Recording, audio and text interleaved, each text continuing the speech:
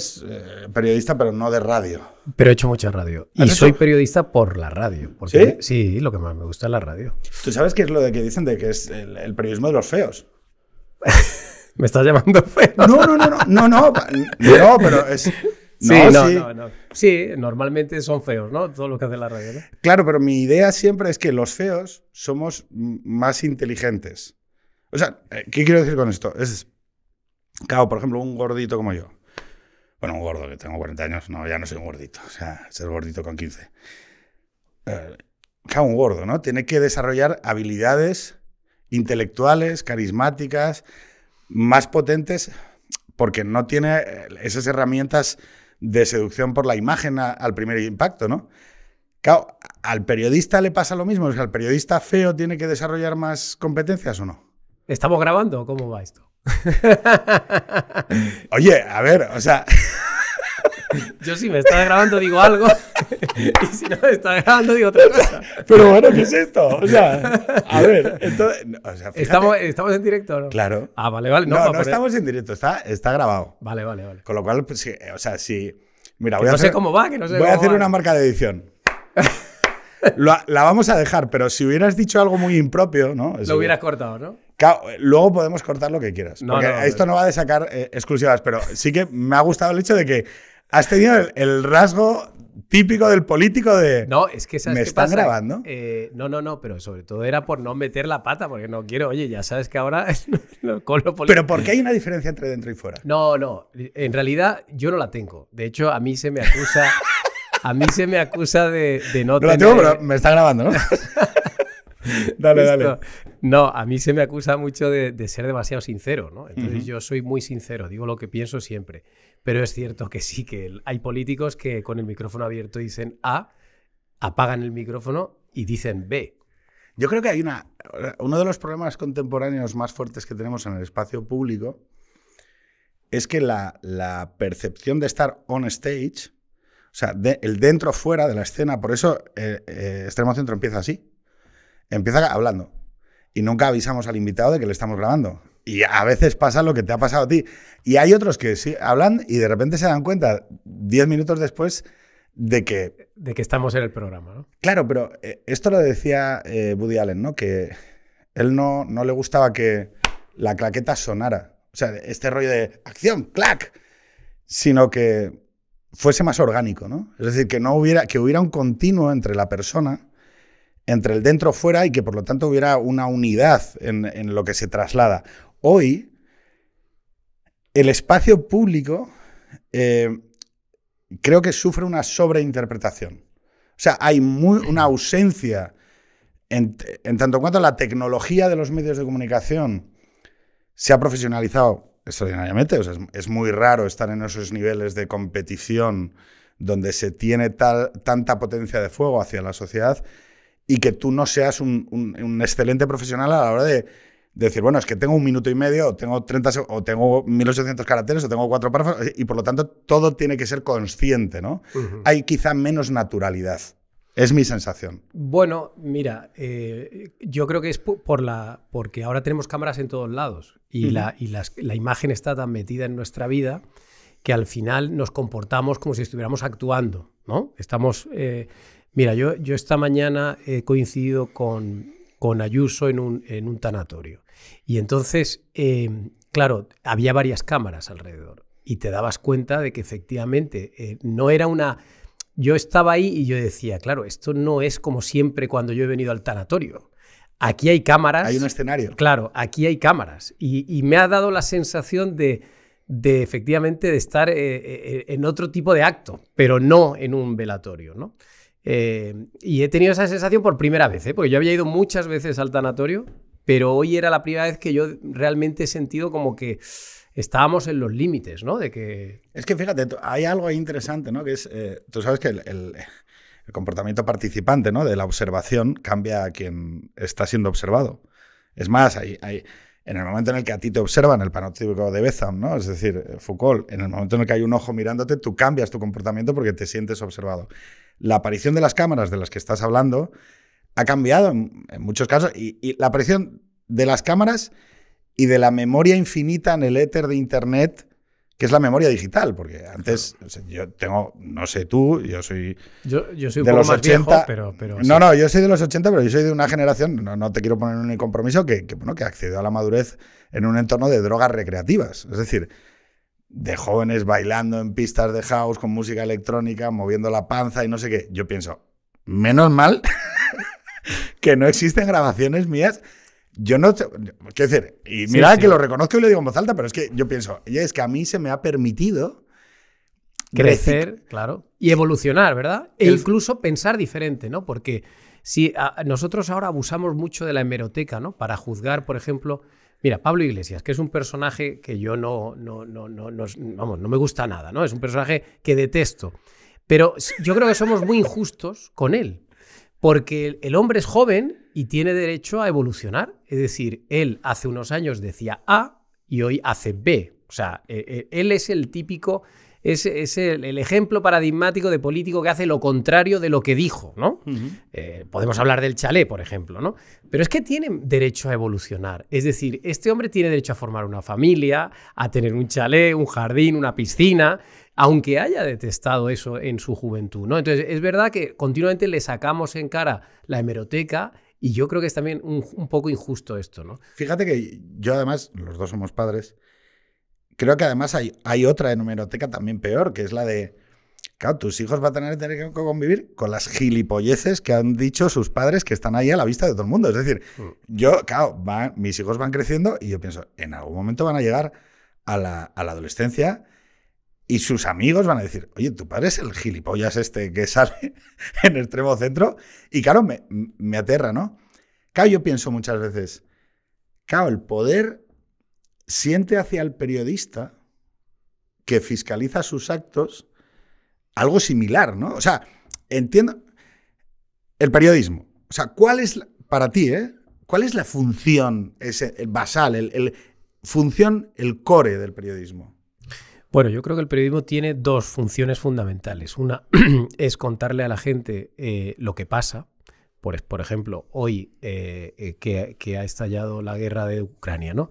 Pues entonces hoy el periodismo está contando con todo lujo de detalles, hasta donde se puede saber qué está pasando, ¿no? Los movimientos de tropas, los bombardeos, dónde están cayendo, cuánta gente está muriendo, tal. Pero luego tiene una segunda función que para mí es quizás más importante que la primera, que es destapar aquello que no conocemos y que si no investigamos nunca se sabría.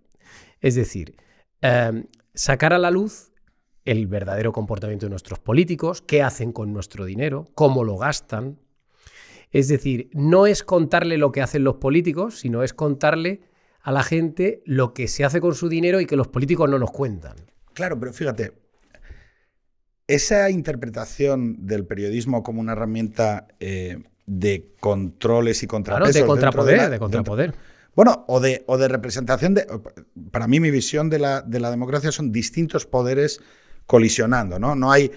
Por eso tiene que haber muchos periodismos y tiene que haber muchos periódicos. O sea, porque precisamente es de ese equilibrio de tensiones, porque no hay uno único, porque habrá uno que tenga unos intereses y habrá otro enfrente que choque con otros, ¿no? Claro, ese periodista, el mundo anterior al contemporáneo que vivimos, que es ese paréntesis de la gran clase media del siglo XX, ¿no? Es los grandes medios, el más media, porque los periodistas antes de esa gran opinión pública de los medios de comunicación de masas, de la gran clase media, de las grandes constituciones, de las grandes instituciones, de los grandes partidos institucionales también de clase media, el periodismo tampoco no aspiraba a esa, yo creo, representación global, era más de banderías, ¿no? Es decir, en origen, representan los intereses de la burguesía liberal en contra precisamente del clero. Ese es el inicio, yo creo, del periodismo en su versión histórica, del papel, ¿no? De la impresión de esos papeles, era proteger a la burguesía liberal frente a los privilegios del clero o generar esa representatividad, oye, en las colonias americanas, ¿no? Vamos a luchar contra el rey, ¿no? Pero siempre tenía un componente aristocrático y de defensa o de colisión y de representación de poderes. Luego, en esta gran generación de clase media en el siglo XX, se generan en esas televisiones de masas, esos grandes periódicos, de los cuales yo soy receptor neto, ¿no? Es los diarios institucionales, El País, el ABC, el DAL, porque en realidad la escena de medios del siglo XX, de primera mitad del siglo XX, el diario Ahora, todo eran diarios a veces, muchas veces también, ojo, vinculados a la figura de un periodista. O sea, no, yo creo que es, no vamos a citar a Chávez Nogales, ¿no? Pero Chávez Nogales. Claro, ese mundo que desaparece del 2008 en adelante, vuelve a retornar quizá también con la esfera digital de medios. Es decir, donde tú ya no necesitas un diario que aspire a la representación global de una gran sociedad, sino que tenga un papel social dentro de ese equilibrio, ¿no? Y diga, oye, yo voy a publicar elementos concretos contra el poder. Y aquí yo creo que eres el director de Objective, antes también en Voz Populi, y yo creo que son medios como muy concretos en ese de decir, oye, igual yo voy a publicar cosas que el país no te lo va a publicar o que el ABC no te lo va a publicar. Y yo creo que ha sacado recientemente un libro que además habla de un caso que yo creo que es interesante, que es la llegada de... Bueno, yo creo que habla de algo más amplio, ¿no? Que es la conexión entre Venezuela y el gobierno. No sé si haces distingos entre el gobierno socialista y el gobierno del Podemos. Bueno, yo abordo en el libro las conexiones que hay entre el Partido Socialista y el chavismo, y también abordo un poquito Podemos, pero en realidad quien tiene ahora mismo una muy buena conexión con el chavismo no es Podemos. Podemos pinta muy poco con el chavismo, realmente. Ahora Podemos, donde está haciendo negocio, donde intenta penetrar más, es en Argentina, pero con el nuevo gobierno. Pero en Venezuela el que tiene la relación es el Partido Socialista, y la tiene desde que llegó Zapatero. Y eso es lo que yo cuento en el libro, desde entonces hasta hoy, cómo ha ido evolucionando esto. ¿Por qué se ha convertido Venezuela en un meme? La que está liando Zapatero. Vete a Venezuela. ¿Por qué? Es un tema relevante. Hay refugiados. Hay relaciones no transparentes con excargos de... ¿Por qué no? O sea, ¿por qué se ha convertido en un meme? Bueno, yo creo que porque una parte de la izquierda lo que quiere es desacreditar las críticas que se le hacen al gobierno, ¿no? En sus relaciones turbias con Venezuela. Entonces, como se habla tanto de Venezuela, cada vez que se habla de Venezuela se descalifica, ¿no? Como diciendo, oye, no me vuelvas a sacar este tema que ya te estás convirtiendo, ¿no? en un pesado, ¿no? Pero sí, claro, yo lo considero relevante. Yo lo considero muy relevante. ¿Y por qué debería ser relevante para la sociedad española? ¿Por qué para esa gran clase media o esa clase interesada en la política que aspira a conocer lo que está sucediendo es relevante? Hombre, porque nosotros hemos aceptado, como parte de la Realpolitik, que un país democrático pueda llegar a tener relaciones más o menos normales con las dictaduras más terribles del planeta. Esto más o menos está aceptado. Pero, hombre, lo que no aceptamos es que ya te acuestes en la cama con el dictador de turno. Es decir, el caso del Delsigate, ¿no? Que es el primero que yo abordo en el libro con un poquito de extensión, cómo lo publicamos, cómo lo investigamos y todo eso. El Delsigate, una reunión en un aeropuerto, de madrugada, dentro de un avión. 1 hora encerrado ahí, el ministro de Transportes con la vicepresidenta de un país que está castigado internacionalmente, sancionado internacionalmente por violaciones de los derechos humanos, que persigue a la prensa, que tiene a los líderes de la oposición encarcelados. Hombre, yo creo que esto es gravísimo. Es como si de repente, pues eso, sucediera la misma escena con el vicepresidente chino o con el vicepresidente de Corea del Norte. O sea, ¿qué nos parecería? Pero alguien te diría... Yo haciendo algo de hablo, bueno, pero es que hay contratos militares, hay intereses de empresas españolas, entonces... y yo me he ido a ver a esta señora porque estoy protegiendo los intereses de la nación. Sí, pero hay una diferencia, es que esa señora tiene prohibido entrar en España. Y entonces ya solo dejarla entrar es una infracción europea. Claro, porque esa mujer tiene prohibido el acceso a la Unión Europea. Entonces, primero, la dejas entrar, ya, infracción grave. Segundo, una vez que la hemos descubierto, vamos, la policía la descubrió, saltaron todas las alarmas en Barajas, Lo que dice la normativa europea es que hay que deportarla inmediatamente en el siguiente vuelo a su país de origen. Hombre, si venía de Caracas, había que haberla montado en el siguiente vuelo a Caracas. No se hizo. Otra infracción. Segunda. Y tercera, se le deja deambular por el aeropuerto sin sellarle el pasaporte en ningún momento. Sí se le hace a los demás, pero a ella no. Está ahí durante X horas, paseando por un aeropuerto, es decir, recorriendo hasta 8 kilómetros, cosa que, en fin, también está infringiendo el punto 1, y le permites que siga su periplo hacia Doha. Es decir, no solo te reúnes con ella, es que le dejas que entre, es que no la deportas y es que encima dejas que haga lo que le dé la gana en el aeropuerto como si estuviera en su país. Entonces yo creo que esto es un privilegio, un trato de favor inaceptable, aparte de que creo que una vez descubierta esa reunión, los ciudadanos merecen una explicación. Y el gobierno, te recuerdo que las explicaciones que dieron fueron todo mentiras. Es decir, hubo un encadenamiento de hasta 10 mentiras diferentes por parte de Ábalos para justificar la reunión. Pero un periodista puede aceptar la razón de Estado. Yo puedo aceptar la razón de Estado, pero me la tienes que explicar. Y no me puedes mentir en la cara. Es decir, tú me tienes que decir, yo te he descubierto, ¿vale? Tú creías que no te iba a descubrir. Yo te he descubierto, publico la reunión y entonces tú tienes que salir inmediatamente y decir, sí, es verdad, estuve allí y esto era un problema diplomático. Ya está. Y nos hubiera parecido mejor o peor. Pero es que el gobierno primero dijo que todo era mentira, que no existió la reunión. Después ya, claro, tuvo que ir diciendo, pues mira, sí, me la encontré de casualidad, no, mira, es que la saludé, tal. Bueno, y al final, a la 10ª versión ya me dijo, bueno, pues sí, es que había un conflicto diplomático. Oye, ¿y qué problema había en decírmelo antes? ¿Por qué no va? O sea, ¿por qué hay ese juego interno dentro del Partido Socialista? El hecho es que acaba compareciendo, hay que decirlo, el cesado Ábalos, sí, que es llamativo, ¿no? Diga, ¿por qué esta persona y no otra? Esto es importantísimo, porque efectivamente la reunión era muy importante, porque Sánchez manda a su hombre de confianza. Es decir, si hubiera sido un conflicto diplomático, un problema bilateral... Pues, exteriores. Interior, fronteras. Quien sea, pero el de interior, Marlaska. Pero tú no. Tú mandas al de transporte, y no porque la reunión sea en un aeropuerto, ¿no? O sea, tú la mandas a Ábalos porque es el número 2 del partido, porque es tu hombre de confianza, es el tipo del que tú más te fías.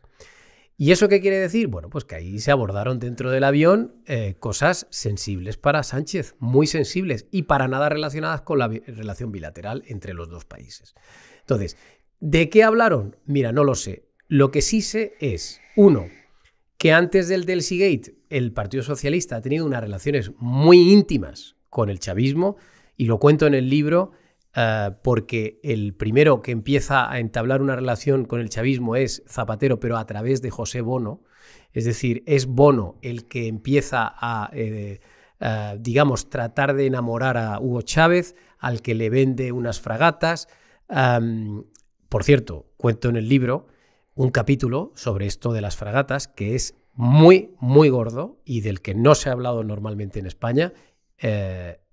España le vende 8 fragatas a Venezuela con bono de ministro y la justicia ha acreditado el pago por parte de Venezuela de una comisión ilegal de 42 millones de euros. Es decir, Venezuela le paga a España 42 millones de euros más de lo pactado por escrito.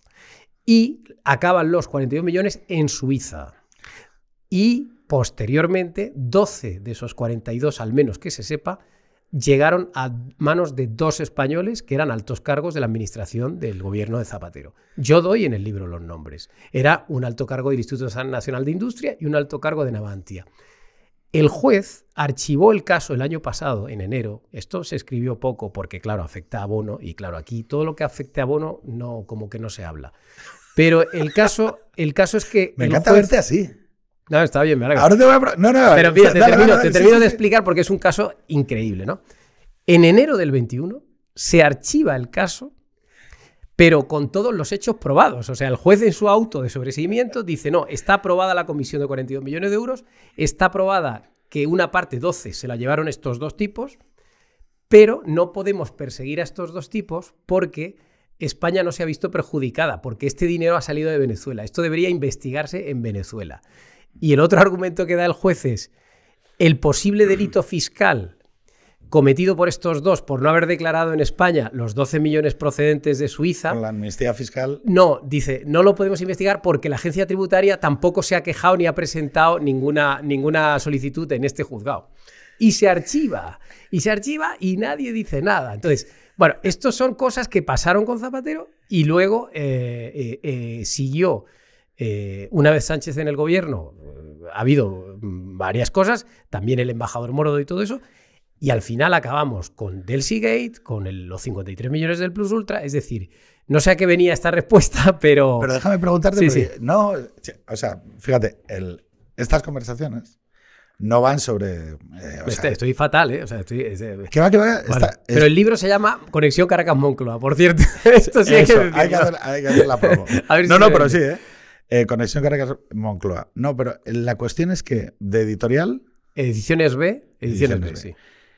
Claro, yo te he visto... Te ha gustado.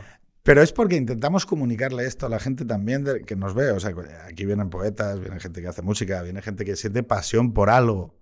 Porque es bueno sentir pasión por las cosas. Sí. Yo te estaba viendo y estaba diciendo, quiero preguntarle qué se siente cuando uno publica. Pero yo creo mucho también en que hay que fliparse en la vida. O sea, quiero decir que las cosas tienen que tener un sentido. O sea, que tú sientes un propósito y que es bueno sentirlo, cuando de repente publicas algo como eso. O sea, publicas una exclusiva o publicas algo que modifica la visión que la comunidad moral tiene sobre sí misma, ¿no? Y entiendo que sientes también en un mundo que además luego es muy material, porque es muy materialista, son filtraciones, intereses, me está pasando esto porque quiere joder al otro, porque no sé qué. O sea, esa discrepancia entre vivo en un mundo muy pragmático, muy pedestre, pero luego lo que hago tiene un propósito. O sea, yo lo que te quería preguntar, simplemente, o sea, ¿qué es lo que un periodista tiene que sentir cuando publica eso de decir, voy a joder a este? O sea, no, hombre, yo no. ¿Pero no piensas que tiene un impacto en la persona? Sí, pero yo no pienso en voy a joder a este. Yo pienso, voy a hacer un servicio a mi país. Lo digo sinceramente. Sí. O sea, a mí solo me guía, pero no solo a mí, a mis compañeros. Es decir, normalmente todos los periodistas con los que yo he trabajado, nosotros lo único que queremos es que vayan las cosas cada vez mejor, que este país sea cada vez mejor. Y eso pasa fundamentalmente... Y ganar perres también, ¿no? O sea, y ganar perres. Sí, pero en el fondo es que yo tengo muy comprobado que si tú haces una labor social, digamos, aportando información interesante a la gente, al final eso la gente te lo devuelve, te lo premia y acabas ganando más, claro, y acaban yéndote las cosas bien, porque la gente no es tonta. La gente lee aquello que de verdad le interesa y cuando tú le descubres un escándalo, la gente se acerca a él y lo lee. Entonces...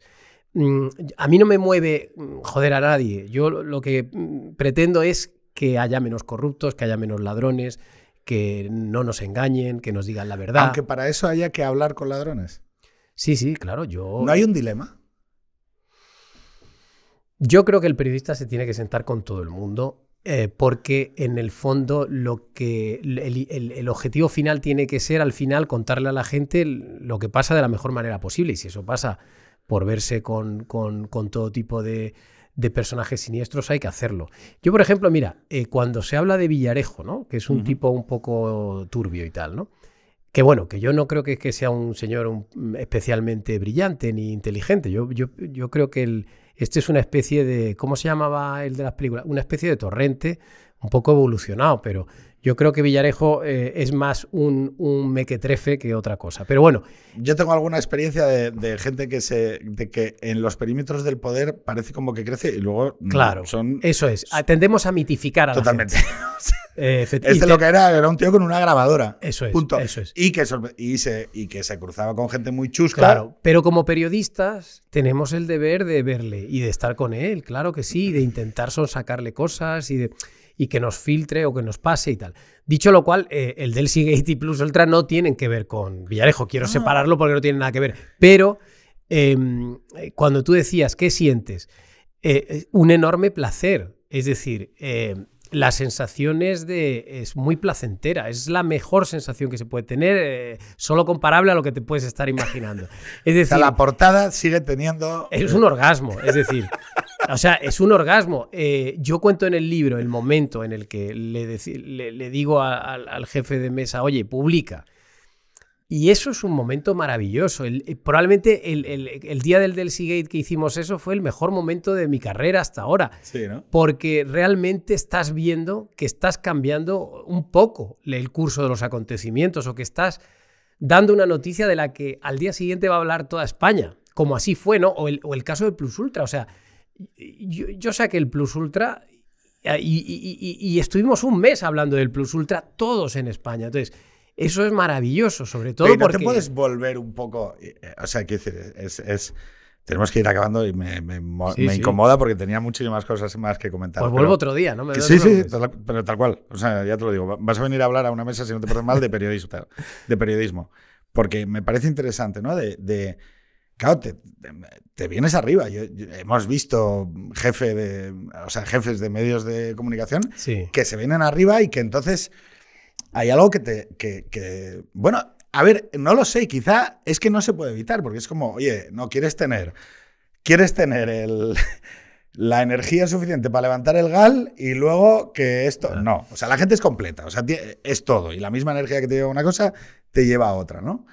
Pero claro, yo me imagino la sensación de voy a meterle un palazo al poder... No, pero que no me mueve darle un palazo a nadie.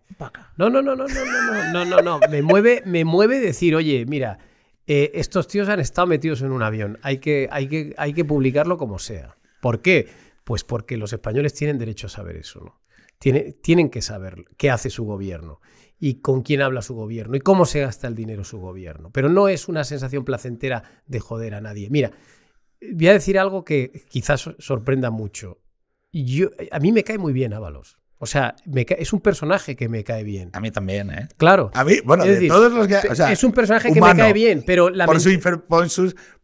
Por todo, pero por todo. Es un personaje que siempre me ha caído muy bien. Pero, sin embargo, pues mira, por circunstancias de la vida le he sacado el Delsigate, el Plus Ultra, las juergas en Canarias, la juerga de la pandemia... los contratos sanitarios durante la pandemia, que por cierto, habría que recordar todo lo que publiqué en su momento, porque, hombre, es que el Ministerio de Ábalos, a través de Puertos del Estado y de Adif, hombre, contrató mascarillas y todo tipo de material sanitario, pero con cantidades millonarias, y esos contratos fueron adjudicados a empresas sin ninguna experiencia sanitaria. ¿Crees que lo personal es político? ¿A qué te refieres? ¿La vida personal de un político es política? Bueno, yo creo que si tu vida personal... Yo creo que no hay una respuesta fácil, ¿eh? No, es que no creo que sea una respuesta fácil y sé por dónde vas, pero yo sí que tengo claro... A mí la vida personal de los políticos no me interesa nada. Pero si resulta... ¿Debe ser publicada? No. Pero si resulta que el presidente del gobierno echa a alguien del gobierno por su vida personal, yo como periodista tengo la obligación de contar que le han echado por su vida personal. Tú sabes la que se lió, ¿no? Sí, y lo entiendo, pero fíjate, yo no he publicado nada personal de Ábalos. Yo lo que he dicho es que fue echado del gobierno. Yo dije una cosa muy parecida a lo que acabas de decir. Claro. Porque además tuvimos hubo un debate moral, hubo un debate personal, hubo un debate sobre... ¿Qué sucede? O sea, yo a mí vivo más feliz en una comunidad moral que entienda que hay comportamientos privados porque, oye, el más imperfecto del mundo soy yo. Y por lo tanto, no voy a construir un... Aquí nadie debe juzgar a... no voy a construir el cadalso a una persona cuando... o sea, quiero decir... Pero es verdad que dices... Claro, pero ¿qué pasa cuando hay un partido que ha moralizado el campo, ha moralizado el campo sexual, ha moralizado... Hay esa lucha interna dentro del feminismo. Esto es política. O sea, aquí hay una consideración política, ¿no? Pero para mí es más fácil que todo eso. Es decir, para mí, mira, desde el día que Ábalos sale del gobierno, todos los periodistas teníamos la obligación de descubrir por qué le habían echado, qué había pasado ahí. Entonces, mi obligación era averiguar los motivos del despido.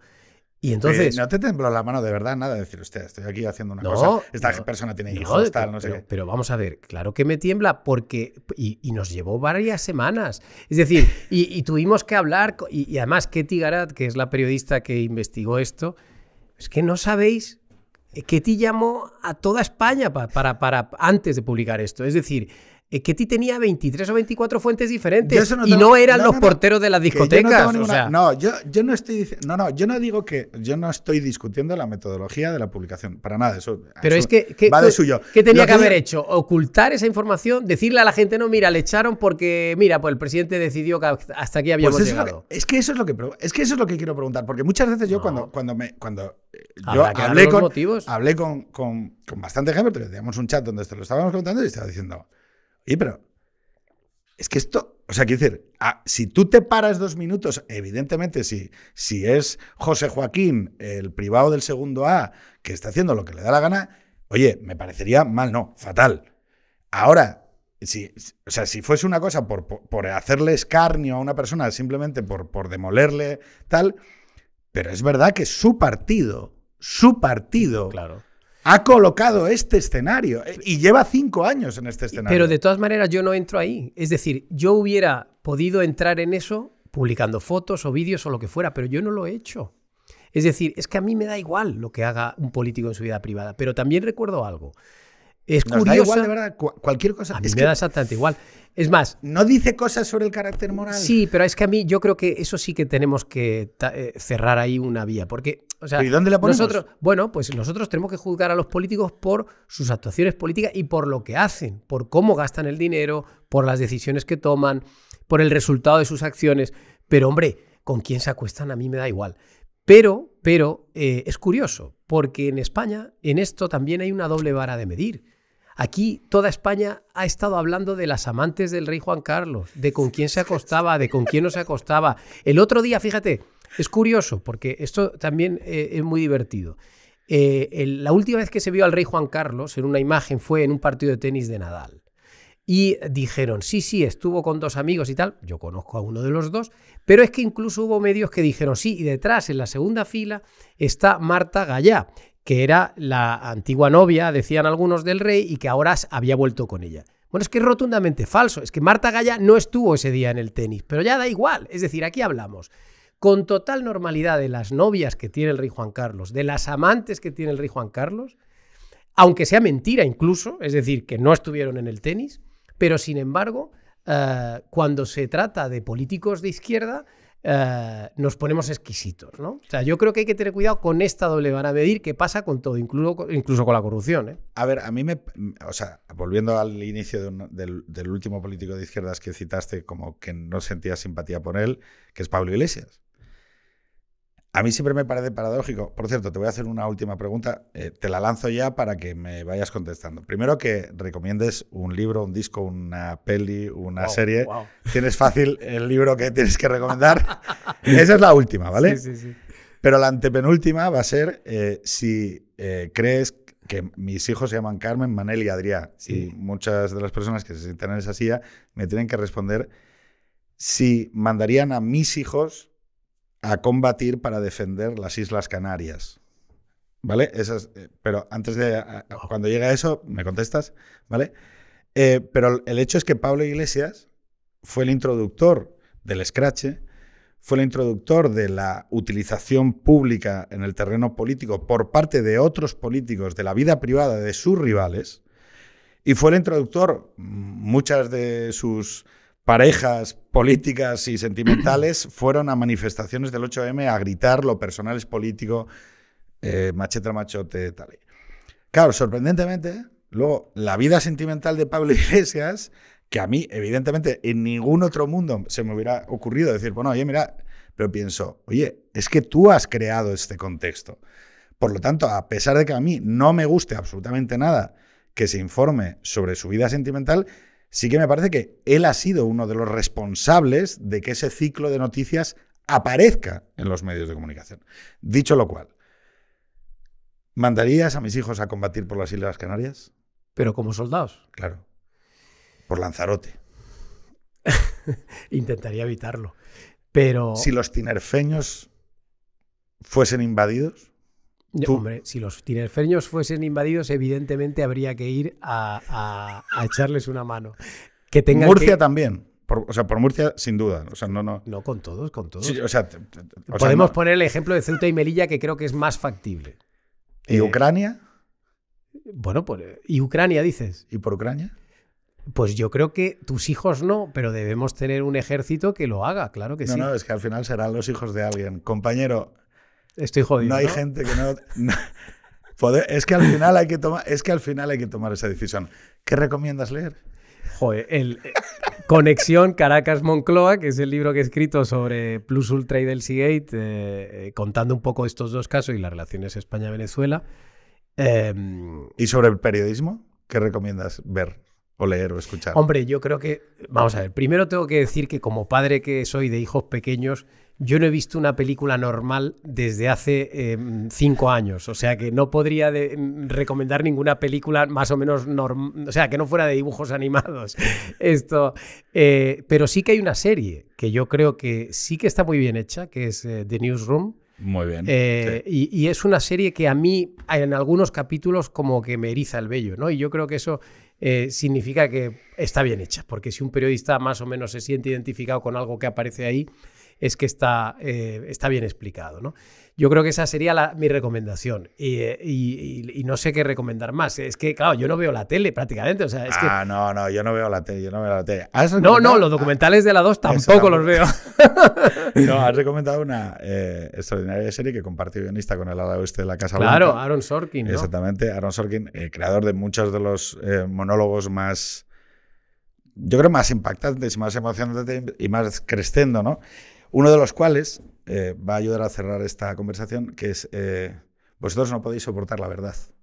Porque sitios oscuros donde no queréis mirar, necesitáis a personas como nosotros defendiendo ese muro.